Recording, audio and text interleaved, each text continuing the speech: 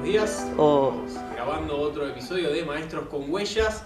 Quiero que nos comentes, quiero que hagas una introducción al tema del que vamos a estar hablando hoy y bueno, que arranquemos a desandar este episodio. Bien, hola, buenos días. Bueno, hoy vamos a hablar de la evaluación y vamos a ir a través de la conversación respondiendo a algunas preguntas que son significativas e importantes. ¿Evaluar es medir? ¿Evaluar es una calificación? Podríamos plantear también, ¿la evaluación tiene que ver con un número? Es mucho más allá de eso y es mucho más compleja la situación. Nosotros habíamos estado hablando en encuentros anteriores el tema de aprendizaje. Entonces hoy la evaluación la vamos a tomar como un aprendizaje también, porque es parte de, se complementan. El aprendizaje siempre es parte de la evaluación y la evaluación acompaña el aprendizaje. Para sostener estos puntos de vista que he planteado, yo tengo dos autores muy importantes, considero, dentro de la teoría, sobre todo que hablan de evaluación, y uno es el doctor Santos Guerra, un catedrático español que en los años 90 nos visitó en la ciudad, hablando precisamente de evaluación. Recuerdo una conferencia en el Teatro Mayo, y a nivel, digamos, en Argentina, alguien que me parece que hay que tener como una mirada importante sobre lo que dice de evaluación es Rebeca Anijovic, es una investigadora de la Flaxo. Ambos coinciden en que la evaluación es un proceso multifactorial, tal cual habíamos hablado del aprendizaje también, y que tiene que ver con situaciones que hacen al contexto, que hacen al momento sociohistórico, que hacen al momento cultural, que hacen a la situación que se va a evaluar en definitiva. Por ejemplo, Santos Guerra plantea que la evaluación tiene principios. Si nosotros consideramos, yo voy a ir tratando en la conversación de dar respuestas a estas primeras preguntas que planteé, ¿no? Si nosotros consideramos que el hombre es integral, no lo podemos dividir. Que hay una situación, dice él, un principio ético y moral que hay que tener en cuenta. Si quien evalúa y quien es evaluado se educan ambos, en este caso en una situación educativa, docente y estudiante o maestro y alumno, la subjetividad no está alejada de la situación que se plantea, ¿sí? Tiene un principio, dice él, holístico, es decir, todas las partes que conforman un todo. Tiene que ver con una cuestión generalizadora, es decir, son muchísimos los componentes que hay que tener en cuenta y lo que se van a evaluar no es solamente un examen final, que eso es lo que por ahí se presta a la confusión, ¿no? Porque la escuela, a través de la historia de la propia institución escuela, ha ido cambiando sus formas también y se ha ido ayornando a los nuevos paradigmas, evidentemente, si no, estaríamos, como dijimos en el primer momento, en la escuela del siglo XIX. A ver, hay algunos aspectos de la escuela que son todavía de entonces, pero en lo que hace con respecto al proceso de enseñanza-aprendizaje ha ido evolucionando y hoy estamos en el siglo XXI. Por supuesto que no es fácil tener en cuenta a este proceso que es complejo de evaluación en aulas con 40 alumnos. Uno también tiene que tener en cuenta eso, ¿no? Por eso él dice que es ético, que es generalizador, que es holístico, que tiene que ver con una formación específica de los docentes, que tiene que ver con aspectos que hacen a que sea participativo o participativa, es decir, que se involucren todos los actores sociales que intervienen. Y Rebeca Anijovic también lo plantea, no de manera directa, pero sí de manera indirecta o de manera implícita en sus decides sobre la evaluación. Ella habla, que es algo muy complejo de llevar a cabo, pero hay que tratar de llevarlo, ¿no? Y de obtener ese proceso que es importante no solamente para el estudiante, es también importante para el docente. Y aquí también es como que uno tiene que preguntarse desde este lugar de ser educador, ¿qué es lo que a mí me evalúa la propia evaluación como docente? Ellos ambos coinciden en que hay tipos. Yo diría que hay, voy a hacer mi aporte, son instancias, ¿no? Son momentos de la evaluación.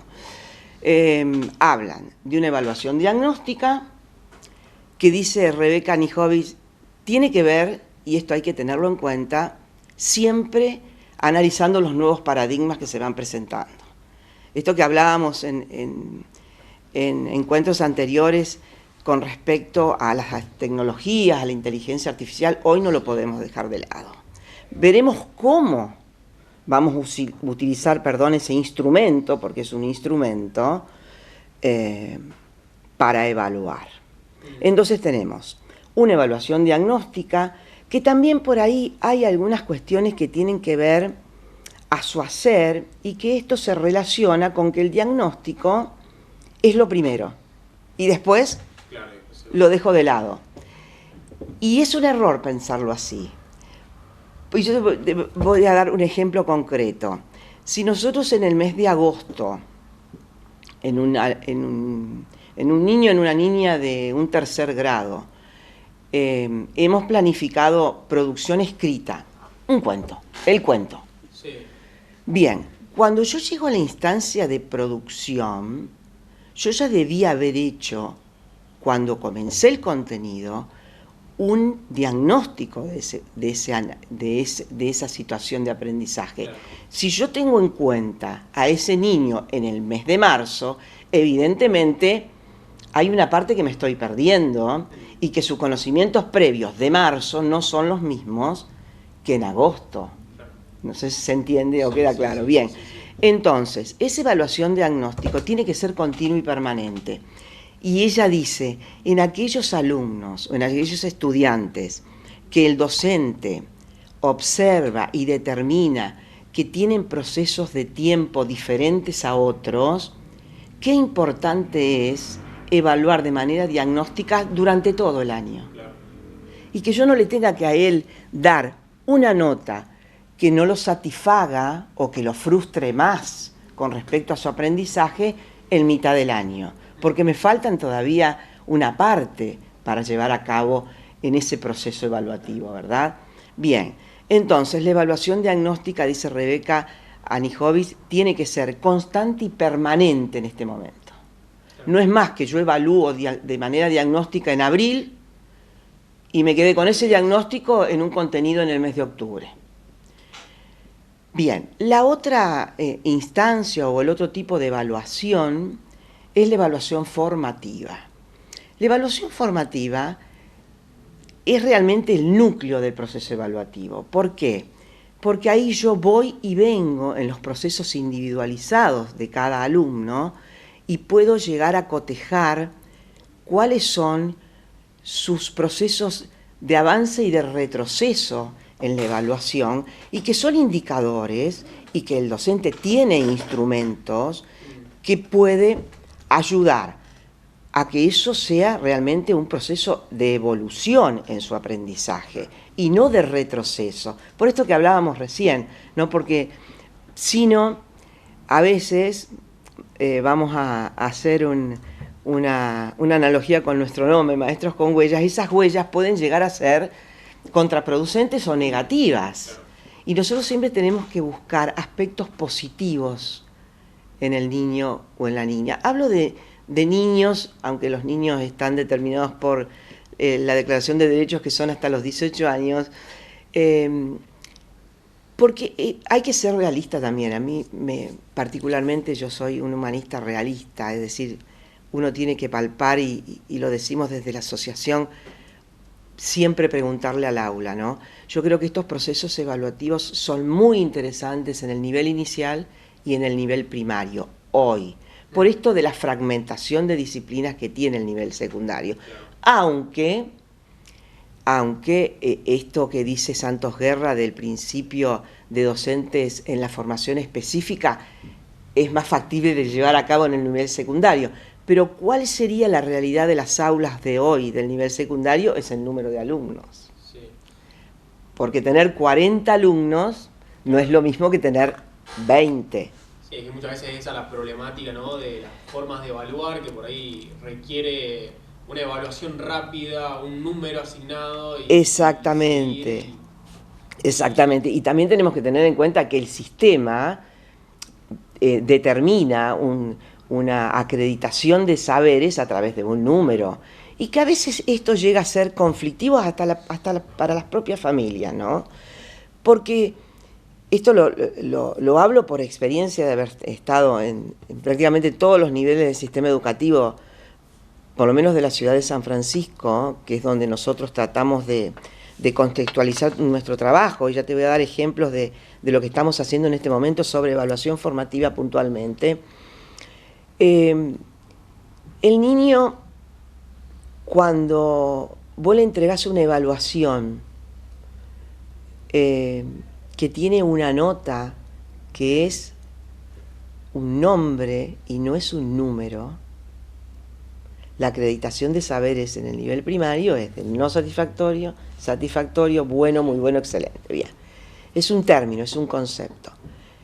A veces lo entienden y a veces no. ¿Y qué hace la familia? Y el propio niño, y a veces nosotros también. Los primeros autoevaluadores de nuestro hacer debemos ser los docentes.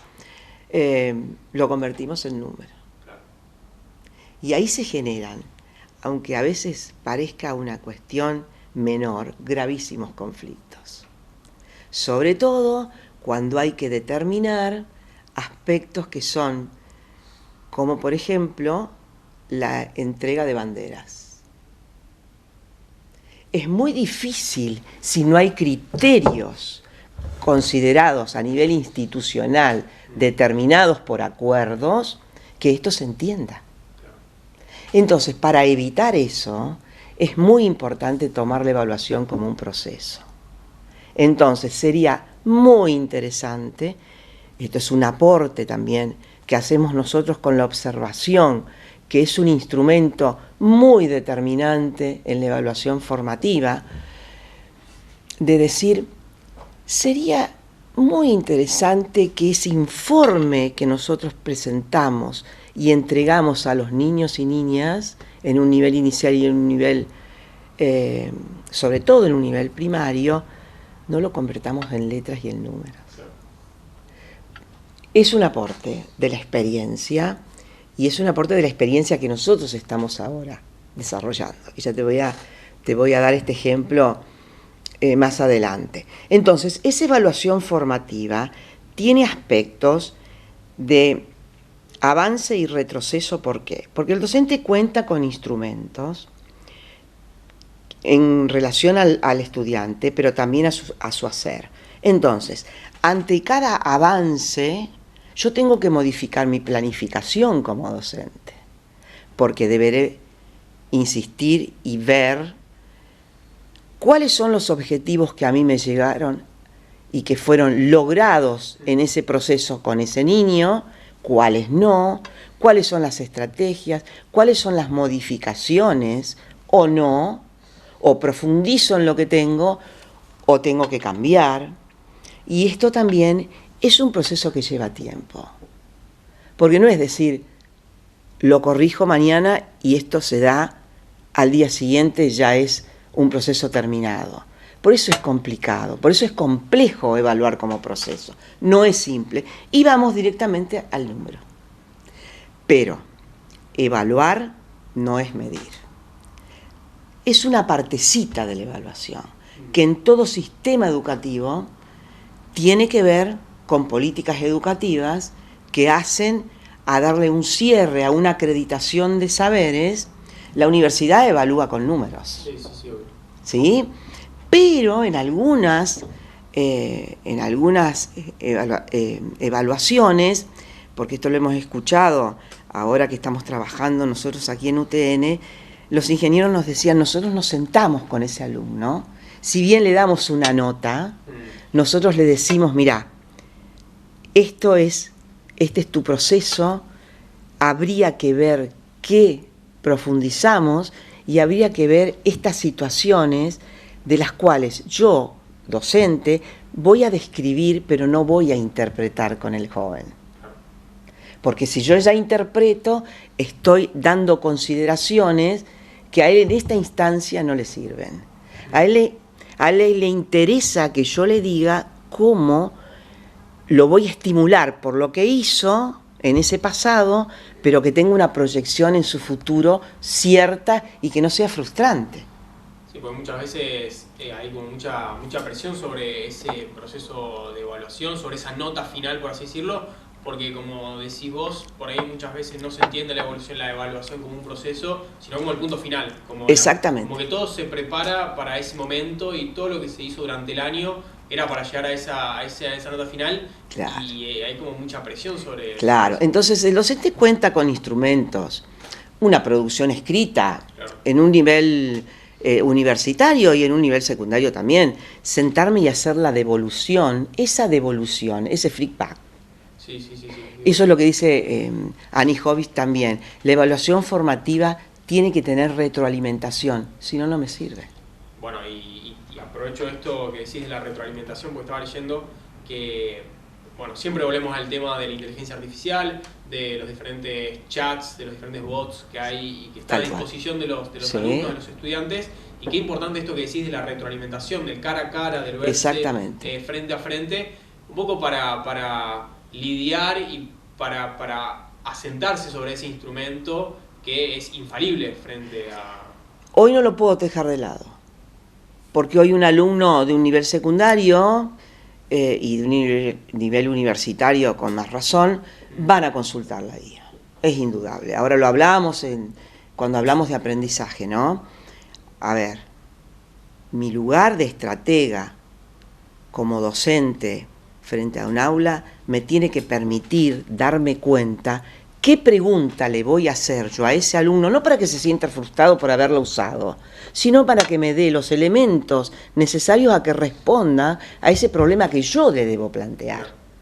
No me lo debe plantear él el problema. Él debió haber sido lo suficientemente, la palabra inteligencia no me gusta, mi pensante, como para preguntarle a la IA, de manera tal que eso sea una producción de él y no de la IA. Sí, porque al fin y al cabo usar la IA como método de recabar información, por ejemplo, es totalmente válido. El problema es cuando después no saben aplicar esa información que recabaron y no pueden responder una pregunta cara a cara. Por eso yo te decía recién que hay que hacer hincapié en esto de valorar al alumno, hacer descripciones pero no interpretaciones, escucharlo. Claro. Y volvemos a lo que nosotros siempre planteamos desde la asociación, que es la escucha y el diálogo. Es sumamente importante, y yo lo voy a tomar desde este enfoque humanizado que estoy planteando, tiene que ver con un proceso hasta, si se quiere, empático. Porque yo tengo que ser observadora y ser capaz de ver en ese alumno, en ese estudiante, procesos que le pueden haber pasado a él en el contexto de la preparación de ese examen, que no puede validar todo un proceso de aprendizaje que empezó en marzo o empezó en febrero en la facultad. Claro. Porque si esto es muy taxativo, es muy determinante. Entonces no lo ayudo, no hago de la evaluación un aprendizaje. ¿Sí?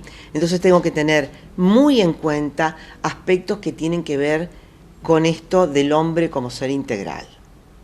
Es una totalidad, no lo puedo dividir en partes. Ahora, en mí está el saber y el buscar, el saber en el sentido de qué estrategia determinar para cada momento. Por eso es complejo y por eso es difícil y por eso es más fácil poner una nota. ¿Sí? Decir, bueno, entonces no hablemos de evaluación. Y a veces se escucha, hay una cuestión contradictoria en sí misma con la evaluación, ¿no? Decir docentes o manifestarlo a través de sus alumnos o de los estudiantes y decir, mañana tengo prueba. ¿Qué es una prueba? Es un logro, uno. Pero alrededor de ese contenido, evidentemente tiene que haber habido más de un logro o no. Seré yo el que debo estar buscando la estrategia para obtener que ese niño o esa niña tenga el logro necesario. Si no lo tiene en agosto, lo tendrá que tener en noviembre.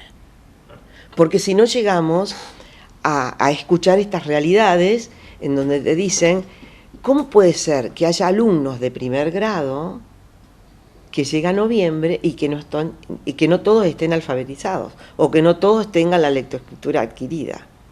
Mira, yo te voy a contar algunos de los procesos que nosotros estamos llevando a cabo en algunas de las escuelas donde estamos participando, porque tiene que ver con esto de la evaluación formativa. Nosotros no somos, no evaluamos, y menos con un número, jamás. Es lo primero que esto también se debe acordar con el estudiante, los criterios, ¿no? El estudiante debe saber cuáles son los criterios con los que el docente va a trabajar.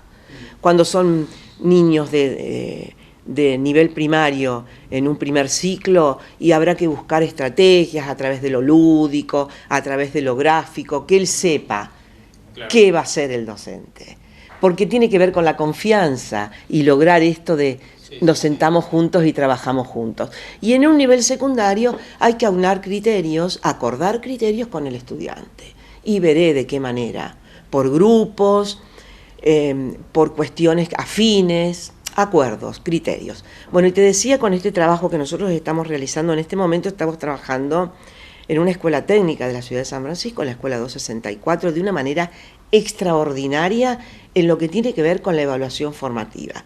Nosotros, la institución nos designó 2 aulas de primer año, que tienen más o menos un promedio de 20 alumnos, ideal para trabajar. Bien, entonces, el primer día planteamos quiénes éramos, ya llevamos casi un mes de trabajo, cuáles eran nuestros criterios, que nosotros no íbamos a calificar, sino que íbamos a evaluar el proceso para nosotros, porque eso es lo que hacemos nosotros, evaluar nuestro hacer, para decirle luego después a la institución, mira, nuestra mirada es esta, la cotejas con la tuya y ustedes deciden, nosotros no intervenimos, ¿verdad? Bueno, entonces es maravilloso porque la evaluación también tiene aspectos emocionales. Estamos llegando en las últimas clases que hemos tenido la semana pasada, antes de las vacaciones, y los chicos nos esperaban en la puerta. ¡Qué lindo que vinieron! Eso para nosotros es muy interesante a tener en cuenta, porque quiere decir que hemos logrado que ellos quieran estar con nosotros, que no es fácil, porque no los conocían, porque estamos en el mes de julio, porque junio fue la semana pasada. Entonces, eso tiene que ver con que nosotros hemos observado en esos 20 alumnos en estas 2 aulas, que tenemos por lo menos 5 grupos. 5 grupos en proceso de aprendizaje. Algunos ya han terminado, en grupos te puedo decir de 4 o 5 alumnos, han terminado lo que nosotros planteamos como objetivos y estrategias para que obtuvieran ese logro que la escuela necesitó, que fue la que nos buscó y nos planteó la necesidad. Y hay otros que están en una situación media, hay otros que han adquirido solamente una parte de ese objetivo, y hay otros que tenemos que sentarnos de manera individual para que logren lo mismo que ese primer grupo. Entonces ahora las estrategias que nosotros tenemos, porque nos queda por lo menos un mes de trabajo más, es ver cómo ese grupo de 4 o 5 alumnos en cada aula ya adquirió esas competencias, pero lograr que los otros lleguen también en un mes a lograrlas. Y tenemos alumnos con maestras integradoras, es decir, bien heterogénea es la población y bien exquisita para trabajar, diría yo. Entonces es muy importante escucharnos, escuchar al estudiante, qué le pasa, por qué actúa de esa manera. No es fácil, nuestras aulas están pobladas, pero no es imposible. Es poder intentar evaluar de una manera diferente, y que en esto que decía al comienzo y que dice Santos Guerra también, muy importante, en la evaluación se educa quien evalúa y quien es evaluado. Entonces, en un proceso de aprendizaje humanizado, en un proceso de aprendizaje significativo, basado en proyectos, basado en problemas, basado en descubrimiento, la teoría que sostenga el aprendizaje, yo creo que evaluar de esta manera, nosotros por lo menos como asociación que estamos llevando a cabo esta actividad que para nosotros es realmente muy importante, es interesantísimo la escucha, el diálogo y hacer esto que te decía recién, de ser empático con el otro, de poder ver qué está pasando, por qué no logra una nota que está, porque acredita saberes, pero que no es la definitiva. Entonces salvaríamos muchísimas situaciones que a veces se nos presentan en el aula y que no es que no podamos o no tengamos herramientas para fundamentar y argumentar. No, nada que ver. Un docente, un maestro que se plante frente a un grupo de alumnos en el sentido de manifestar confianza y de acompañarlos en su desarrollo, es interesante que se siente también a escucharlos y que los criterios sean comunes y que no sean acuerdos que se hayan establecido a veces de manera institucional también, porque se responde a una cuestión institucional, es indudable que eso pase, pero sentémonos con el niño, escuchémoslo, con el joven, algo interesante nos tiene para decir. Bueno, Mirta, ¿algún mensaje final, algo para cerrar este episodio, por algún docente que está escuchando, alguna familia, algún estudiante, algo? Mira, lo que nosotros estamos planteando es la posibilidad de hacer un conversatorio con docentes. Nosotros no somos capacitadores para decir, mira, esta es la palabra definitiva. Nosotros somos iguales, nosotros queremos sentarnos y escucharlos, queremos dialogar y queremos colaborar para que estos procesos se lleven a cabo y no haya situaciones de frustración que después es tan difícil corregir. Es muy difícil corregir. En cualquiera de los niveles del sistema educativo se presentan frustraciones de las cuales después nos arrepentimos. Tanto la escuela como institución, como nosotros, como estudiantes, de haberle dicho al docente también, vení, sentémonos, ¿me podés escuchar? Porque a mí me pasa esto, esto y esto. Pero eso también es un proceso de aprendizaje que se debe dar. Y lo tiene que dar el adulto. El adulto es el guía, es el que orienta, pero también debe ser orientado y debe ser guiado, ¿no? Esa retroalimentación que habla Anijovic para mí es muy importante. Entonces te decía, estamos planteando la posibilidad de hacer un conversatorio para que nos escuchemos. Alguien que quiera acercarse a la asociación, nosotros tenemos nuestra página web, www.maestrosconhuellas.com.ar, tenemos la página en Instagram, Maestros con Huellas SF, y Maestros con Huellas en Facebook. Y si no, bueno, ahora el 17 de julio vamos a hacer una reunión en donde van a participar algunas personas que se están agregando a la asociación.